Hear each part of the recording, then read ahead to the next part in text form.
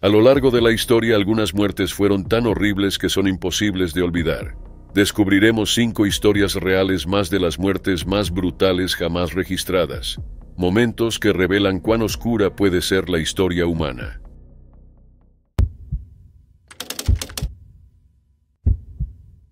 El 29 de julio de 2024 en Southport, Inglaterra. Una soleada mañana en el centro comunitario The Heart Space. Niños entre 6 y 11 años se reunían para una clase de baile inspirada en Taylor Swift. La sala vibraba con risas, mientras los niños hacían pulseras y cantaban. Entre ellos estaban 3 niñas, Bebe King de 6 años, Elsie Dot Stancomb de 7 y Alice da Silva Aguiar de 9. Ninguna imaginaba cómo ese día cambiaría trágicamente. Alrededor de las 11:45, Axel Rudakubana de 17 años entró con un cuchillo grande. El caos estalló mientras los niños huían. Conocido por las autoridades por su comportamiento preocupante, tenía un historial de actos alarmantes, como llevar armas a la escuela y mostrar fascinación por la violencia. Aunque fue remitido varias veces al programa Prevent del Reino Unido para prevenir la radicalización, nunca se tomaron medidas para detener su conducta. Desató su violencia contra los niños. Las 3 niñas no lograron escapar. Alice sufrió múltiples heridas al intentar huir. Elsie fue atacada mientras ayudaba a otra menor. Bebe intentó proteger a una amiga, perdiendo la vida en el acto. El ataque duró solo minutos, pero la devastación fue inimaginable. Los padres llegaron para recoger a sus hijos y se encontraron con una escena de dolor. Los paramédicos hicieron lo posible, pero las 3 niñas murieron por sus heridas. Axel fue arrestado en el lugar, mostrando indiferencia ante la violencia que había causado.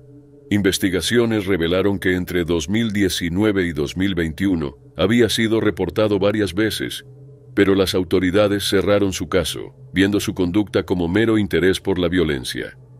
Se hallaron materiales para producir ricina, un veneno mortal, aunque no se usó en el ataque. Esto sugería que planeaba algo a mayor escala.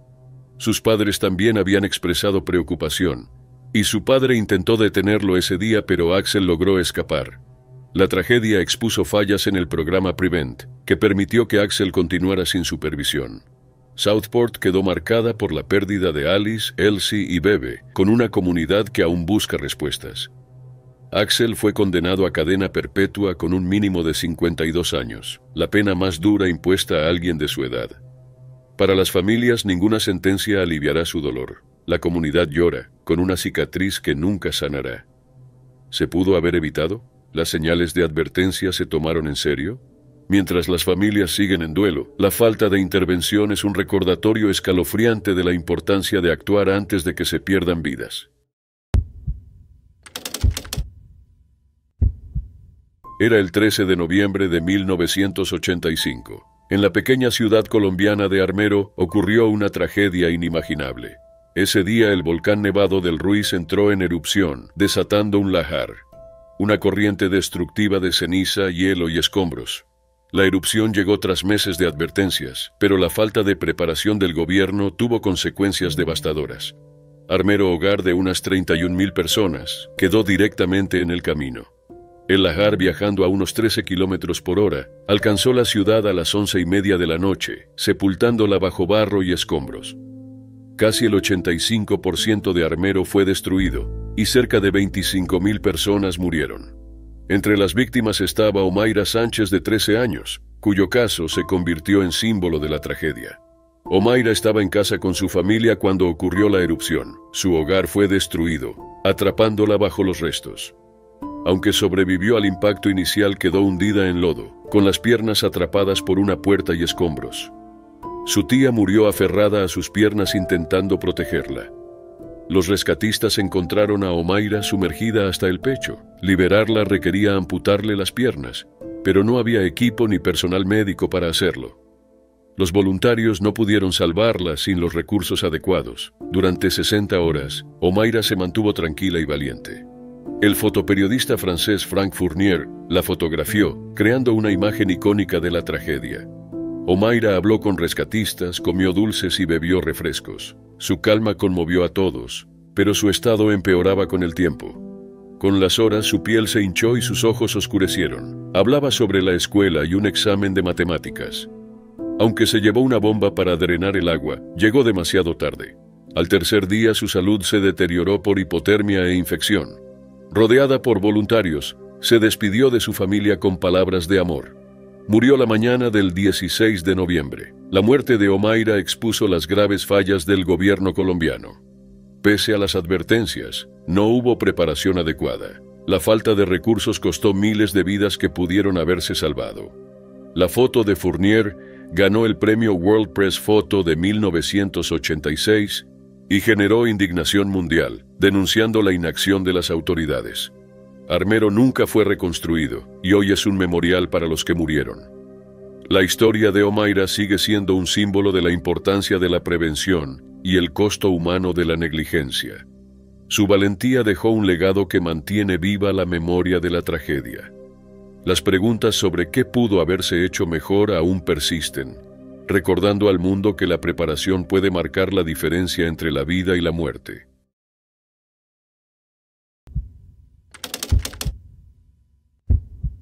Era el 24 de noviembre de 2009 cuando John Edward Jones, estudiante de medicina de 26 años, emprendió su última expedición en Nutty Putty Cave, Utah. John, su hermano Josh y un grupo de familiares y amigos planearon la excursión para conectarse antes de Acción de Gracias. Para John, un espeleólogo experimentado, parecía una actividad segura, pero esa noche se convertiría en una tragedia que marcó a la comunidad espeleológica. Ubicada al suroeste del lago Utah, Nutty Putty Cave era un destino popular por sus pasajes estrechos y paredes de arcilla. Algunas secciones medían solo 10 pulgadas de ancho. Atraía aventureros que buscaban desafíos. Aproximadamente una hora después de entrar, John, Josh y dos más se separaron para explorar el Birth Canal, una sección famosa por su estrechez. John entró en otro pasaje creyendo que era el correcto. Se deslizó en una grieta de 10 pulgadas de ancho por 18 de alto, que terminaba en un callejón sin salida. Quedó atrapado cabeza abajo con los brazos bajo el pecho. A las 8 de la tarde, John se dio cuenta de que no podía moverse. Estaba atrapado en un ángulo descendente, con los brazos inmovilizados debajo de su pecho. Su posición dificultaba que su corazón bombeara sangre de manera efectiva, lo que ponía una inmensa presión sobre su cuerpo. Josh fue el primero en encontrarlo e intentó liberarlo, pero el estrecho pasaje lo hacía imposible. John pensó en su esposa e hijos, suplicando en silencio por ellos. Josh corrió de vuelta a la entrada de la cueva para buscar ayuda. La primera rescatista en llegar, Susie Motola, alcanzó a John horas después. John logró reconocer débilmente su llegada, con una expresión y tono que reflejaban su creciente desesperación mientras seguía atrapado. A lo largo de la noche, más de 100 rescatistas llegaron para intentar una compleja y peligrosa operación de extracción. El plan consistía en usar un sistema de cuerdas y poleas para sacar a John, pero las angostas curvas y giros de la cueva hacían casi imposible instalar el equipo. Después de horas de esfuerzo, finalmente lograron colocar el sistema de poleas. Al comenzar a tirar, uno de los anclajes falló, haciendo que John se deslizara aún más profundo. Ya llevaba más de 24 horas atrapado. Su condición física empeoraba debido a su posición invertida, que restringía su respiración y circulación. En sus últimos momentos, John mostró preocupación por los demás, preguntando si un rescatista herido durante la operación estaba bien. Este acto de desinterés revelaba su carácter, incluso mientras su estado se deterioraba. Después de casi 27 horas atrapado, el cuerpo de John sucumbió a un paro cardíaco el 25 de noviembre de 2009. Su familia expresó gratitud hacia los equipos de rescate por sus incansables esfuerzos. A pesar del trabajo realizado, el cuerpo de John no pudo ser recuperado debido al peligroso diseño de la cueva. En los días siguientes a la tragedia, las autoridades decidieron sellar permanentemente la cueva Nutty Putty. Utilizando explosivos, colapsaron secciones de la cueva, dejando el cuerpo de John dentro como un memorial. El cierre marcó el final de un lugar que alguna vez fue popular, pero sirvió como una medida de precaución para evitar futuras tragedias. La historia de John Edward Jones impactó profundamente a quienes lo conocieron y a la comunidad espeleológica en general. Su muerte mostró los peligros de explorar cuevas, especialmente aquellas con pasadizos estrechos e implacables como Nutty Putty. Aunque la cueva ahora está cerrada, la memoria de lo que le ocurrió a John permanece como un recordatorio de lo rápido que una aventura aparentemente segura puede volverse fatal. Era el 12 de julio de 1834, cuando el botánico escocés David Douglas perdió trágicamente la vida en las laderas de Mauna Kea, en Hawái. Conocido por sus innovadores descubrimientos botánicos, especialmente por la introducción del abeto de Douglas en Europa. Su muerte sigue rodeada de preguntas sin respuesta. David Douglas nació en 1790 en Scone, Escocia. Desde joven prefería explorar la naturaleza antes que los estudios académicos. Su pasión por las plantas lo llevó a realizar un aprendizaje en jardinería en el Palacio de Scone y luego a la Universidad de Glasgow, donde asistió a clases de botánica. Su talento llamó la atención del renombrado botánico William Jackson Hooker. Guiado por su pasión, Douglas finalmente viajó a Norteamérica, donde pasó gran parte de su vida documentando y recolectando especies vegetales. En 1823, Douglas emprendió su primera expedición a Norteamérica. Sus exploraciones por el noroeste del Pacífico introdujeron numerosas especies de árboles en Europa, como el abeto de Sitka, el pino blanco occidental y el pino ponderosa. Fue el abeto de Douglas el que se convirtió en su legado más duradero. Para 1827, Douglas ya había dejado una profunda huella en la botánica, pero su viaje estaba lejos de terminar. En 1830 inició su última serie de expediciones, viajando a Hawái para estudiar la singular flora de la isla. Fue en las escarpadas laderas volcánicas de Mauna Kea, la montaña más alta de la Isla Grande, donde su vida terminó de manera repentina y misteriosa. Douglas se alojó con hawaianos locales y se cruzó con Edward Gurney, un ex convicto convertido en cazador de ganado. Gurney había cavado trampas para capturar ganado salvaje y advirtió a Douglas sobre el peligro. Él continuó con su exploración. Durante su caminata cayó en una de las trampas, que ya contenía un toro salvaje. El animal lo hirió y su cuerpo fue descubierto más tarde por los lugareños. Al enterarse del incidente, Gurney actuó rápidamente. Disparó al toro, recuperó el cuerpo de Douglas y pagó a los lugareños para que lo transportaran a Hilo. También se aseguró de que las pertenencias de Douglas, incluido su perro, fueran entregadas a los misioneros. Comenzaron a circular rumores. El pasado criminal de Gurney llevó a algunos a sospechar que hubo juego sucio. Algunos afirmaban que Douglas llevaba consigo una suma considerable de dinero, lo que despertaba sospechas de robo. Las investigaciones de la época concluyeron que sus heridas coincidían con las provocadas por un toro. Aún así, las dudas sobre las circunstancias de su muerte persistieron. Algunos teorizaron que al estar ciego de un ojo, pudo haber contribuido a la caída. Otros especulaban que una disputa con Gurney podría haber escalado, posiblemente llevando a un acto deliberado. Los verdaderos eventos que rodearon su muerte siguen siendo inciertos. Con solo 35 años, David Douglas dejó un legado extraordinario. Más de 240 especies vegetales fueron introducidas en Europa gracias a sus esfuerzos, dando forma para siempre a la botánica. Las preguntas sobre su muerte continúan intrigando a historiadores y botánicos por igual. ¿Fue un trágico accidente o había algo más detrás de la superficie? ¿Qué sucedió realmente ese día en Mauna Kea? ¿Su encuentro con Gurney fue más que una simple advertencia? ¿Su muerte fue un desafortunado giro del destino o había motivos ocultos? Aunque tal vez nunca conozcamos toda la verdad, las contribuciones de David Douglas a la botánica siguen siendo monumentales. Sus descubrimientos han dejado una huella imborrable, y los imponentes árboles que llevan su nombre continúan recordándonos su pasión por la exploración. El misterio de su muerte solo añade otra capa a la extraordinaria vida de un hombre que cambió para siempre el mundo científico. Era el 2 de octubre de 1942, durante el punto álgido de la Segunda Guerra Mundial y uno de sus enfrentamientos más intensos, la Batalla de Stalingrado. La Unión Soviética luchaba por contener el avance implacable de las fuerzas alemanas, especialmente en zonas industriales estratégicas como la fábrica Octubre Rojo.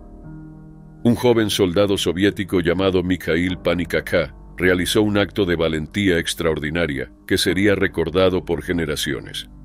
Mikhail Panikaka nació en 1914 en Mogilev, un pueblo en lo que hoy es Ucrania. Creció en una familia campesina pobre y pasó sus primeros años trabajando en una granja colectiva. En 1939 se unió a la Marina Soviética y sirvió como marinero en la Flota del Pacífico. Para 1942 Panikaka solicitó ser enviado al frente. Fue asignado al 883 Regimiento de Fusileros de la 193 División de Fusileros, encargado de defender el núcleo industrial de Stalingrado. El 2 de octubre, la unidad de Panikaka se enfrentaba a un masivo asalto de la 24ª División Panzer alemana, apoyada por infantería de la 71ª División.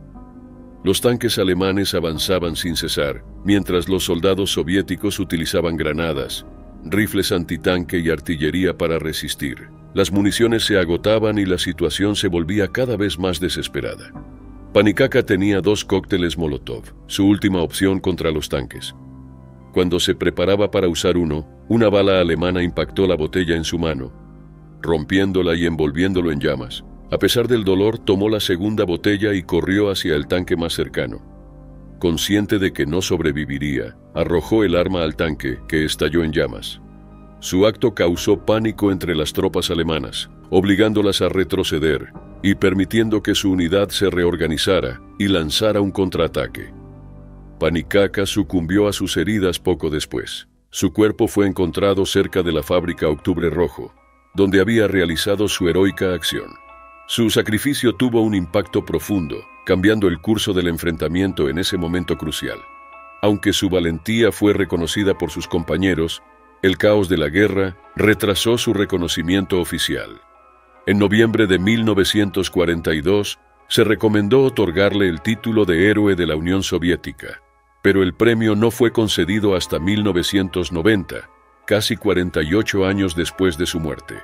Su historia se convirtió en un poderoso símbolo de sacrificio y coraje en la Unión Soviética. Se erigieron monumentos en su honor, incluido uno en el lugar donde cayó, cerca de la fábrica Octubre Rojo en Volgogrado. La estatua lo representa envuelto en llamas avanzando con determinación, como tributo a su sacrificio por su país. Hoy Panikaka es recordado como uno de los innumerables héroes de la batalla de Stalingrado, símbolo de la determinación y resistencia de los soldados soviéticos durante una de las batallas más mortales de la historia. Su nombre está conmemorado en monumentos en Volgogrado, su tierra natal de Dnipropetrovsk y otros lugares. Su legado perdura como recordatorio de los inmensos sacrificios realizados durante la guerra. ¿Qué habría pasado si no hubiera actuado como lo hizo? ¿Habría tenido éxito el contraataque soviético sin su decisiva valentía? ¿Cuántas vidas más se habrían perdido si las fuerzas alemanas no hubieran sido detenidas en ese momento crítico? El sacrificio de Mikhail Panikaka desempeñó un papel crucial en la defensa de Stalingrado. Su acto intrépido en circunstancias inimaginables sigue inspirando, demostrando hasta dónde pueden llegar las personas para proteger a sus compañeros y su patria.